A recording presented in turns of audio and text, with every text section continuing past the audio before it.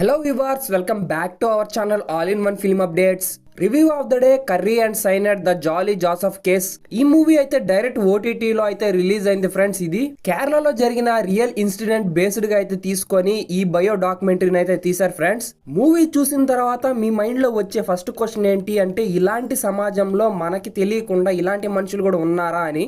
ఈమె మూవీస్ లోకి వెళ్ళలేదు కానీ ఈమె కానీ మూవీలోకి వెళ్ళుంటే మాత్రం ఒక బెస్ట్ యాక్టర్, బెస్ట్ ఇన్ఫ్లుయెన్సర్ గా అయితే మంచి అవార్డు అయితే ఇచ్చుండేవాళ్ళు. ఈ మాట నేను ఎందుకో అంటున్నాను అనేది మీరు మూవీ చూడండి. ఆమె క్యారెక్టరైజేషన్ కానీ ఆమె విధానం కానీ మీకు అర్థమవుతుంది.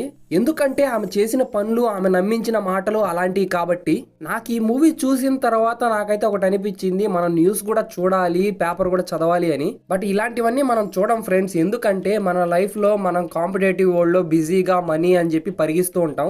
ఇలాంటి ఇన్సిడెంట్ ఇండియాని అప్పట్లో షేక్ చేసిందని మనకు తెలియకపోయి ఉండొచ్చు. బట్ ఇలాంటి మిస్టరీ విషయాలు ఎప్పుడో ఎక్కడో ఒక దగ్గర అయితే మరుగునైతే పడిపోయి ఉంటాయి. ఓవరాల్ గా ఫస్ట్ హాఫ్, సెకండ్ హాఫ్ అయితే బాగుంది ఫ్రెండ్స్. నెక్స్ట్ పాజిటివ్స్ చూసుకుంటే మనం అండ్ ఆ రియల్ ఇన్సిడెంట్స్ జరిగిన ఫుటేజెస్ గానీ అండ్ న్యూస్ లో చదివిన రిపోర్టర్స్ వాళ్ళు చెప్పిన విషయాలు గానీ అండ్ ఈ కేసుని టేకప్ చేసి ఆ ఇన్ఫర్మేషన్ ని ఎక్స్ప్లాయిటేషన్ గా ఎక్స్ప్లెయిన్ చేయడం గానీ ఇలాంటివన్నీ మూవీలో అయితే చాలా ప్లస్ అయ్యాయి ఫ్రెండ్స్. అవి మనకి చాలా ఇంటెన్సివ్ గా, ఇంపార్టెంట్ గా కనపడతాయి. ఇందులో ప్రత్యేకంగా ఎవరైతే పర్ఫార్మెన్స్ అయితే చేయలేదు ఫ్రెండ్స్. ఎందుకంటే ఓన్ క్యారెక్టర్స్ ని ఓన్ గా నిజంగా జరిగిన బేస్డ్ ట్రూ ఈవెంట్స్ నుంచి తీసుకున్న రియల్ వీడియోస్ కాబట్టి ఇంకా మెయిన్ గా వాళ్ళు చూపించిన విధానం, ఎవ్రీ థింగ్స్ డీటెయిల్ గా చూపించారు. మనం మూవీ చూస్తున్నంత సేపు ఒకటైతే అనిపిస్తుంది ఫ్రెండ్స్, మనిషి ఏదైనా కావాలి అనుకుంటే ఎంతకైనా దిగజారుతారు అనే పాయింట్ అయితే నాకు బాగా అనిపించింది. ఆ మనిషి ఆమెకు కావాల్సింది దక్కించుకోవడానికి ఆమెలో ఉన్న క్రూయల్నెస్ అయితే మనకి బాగా అయితే పోర్ట్రేట్ అవుతుంది. ఎగ్జాంపుల్ అయితే ఆ పాప ఫ్రెండ్స్, నాకైతే చాలా వరకు అయితే బాధేసింది ఆ విషయం చూసిన తర్వాత. అందుకే పెళ్లి చేసుకునేటప్పుడు అటేడు తరాలు ఇటేడు తరాలు చూస్తారు అంటారు. బట్ ఇవి ఈ రోజుల్లో ఎవరు పాటించట్లేదు కదా ఫ్రెండ్స్. అందుకే ఊరకే కాదు పెద్దలు చెప్పేది, పెద్దల మాట సద్ది మూట అనేది.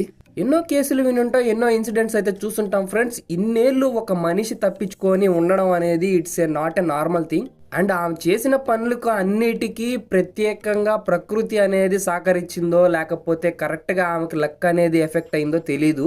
బట్ కానీ ఏదో ఒక రోజు నిజం అనేది బయట పడకుండా ఉండదు అనేది కూడా అదొక మంచి పాయింట్ ఫ్రెండ్స్. కొన్ని విషయాల్లో ఆమె హైలైట్ అనిపించింది. ఒకటైతే ఏంటంటే ఆమె స్టడీ ఇన్ఫర్మేషన్ కానీ అండ్ ఆ మ్యానికులేట్ చేసిన విధానం అయితే ఎక్స్ట్రాడినరీ. అసలుకి ఎవడు అయితే కనుక్కోలేడు.